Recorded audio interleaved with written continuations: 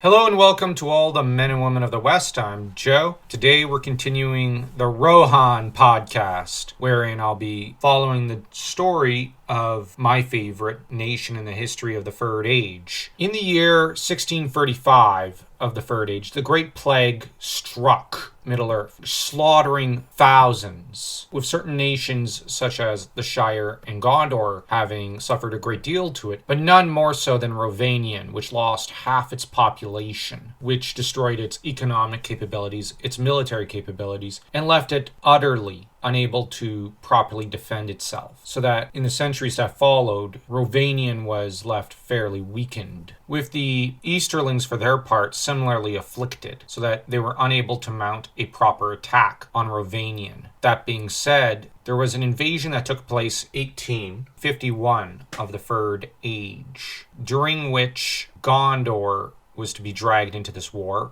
The Wainriders began to invade in the year. It was in 1856, though, that King Narmacil II of Gondor took a large army north to the plains south of Mirkwood, where he gathered together all that he could of the scattered remnants of the Northmen, which had been dispersed due to Rhovanion's inherent weakness and steady decline after the Great Plague. The Wainriders, having swept over Rhovanion, were to throw themselves upon the combined force and proceeded to deal a crushing defeat upon Gondor. Narmacil II was slain in the battle. Mahari, leader of the Northmen, was similarly killed in the fighting in the rear guard, with the remnants of Gondor's army fleeing back to Ithilien. In the aftermath of the battle, the king having been slain, and the lands east of the river Anduin were abandoned, save for Ithilien. Narmacil was succeeded, of course, by his son Kalimetar. The only consolation was that Gondor had inflicted such damage upon the Wainriders that they weren't able to take advantage of their victory, though they did end up cementing their conquest over Rhovanion. As to the Northmen, they fled past the river Kelduin and merged with the people of the Dale. Some took refuge in Gondor, and others were gathered under the leadership of Marhwini, son of Mahari.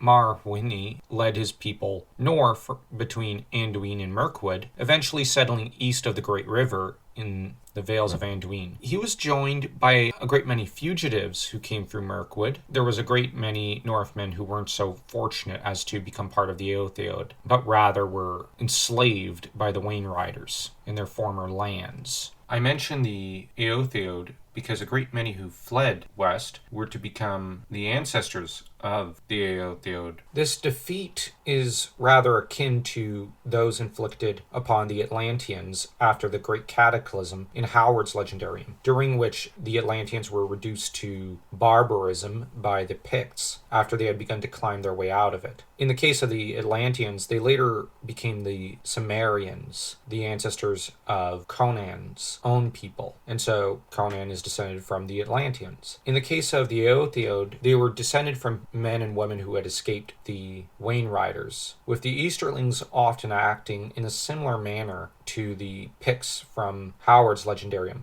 The only difference is that early the Picts were more heroic than they later were during the Hyborian Age, so that where Howard flips them around from heroic characters in the Cull stories to villainous ones in the Conan stories, Tolkien is fairly consistent with his Easterlings, with the two stories telling very distinctly different kinds of stories regarding these barbarians. And I feel safe in saying barbarians, as the Easterlings do act rather barbarically towards those they come across, and are often seen in the service of Melkor and Sauron. Can't be said for certain whether Sauron was the one who goaded the Wainriders against Rhovanion, but it is very likely that, having been weakened by the Great Plague, the Wainriders and Easterlings probably regained their strength long before Rhovanion did. Very likely the plague left Rhovanion in a terminal decline, so that it might well have fallen or become the sick man of Middle-earth, so to speak, had it not collapsed. That said, the collapse was still a disaster for the free people of Middle-earth, and was to have lasting effects for centuries. It also left imprinted into the Eotheod the memory of what happens to the defeated, as well as the importance of keeping their liberty and their horses free from Sauron's clutches and free from Sauron's as well, so that they'd rather fight than serve another. Also cemented the friendship between Gondor and the Northmen, as Gondor had tried to come to the rescue of the Northmen. They failed,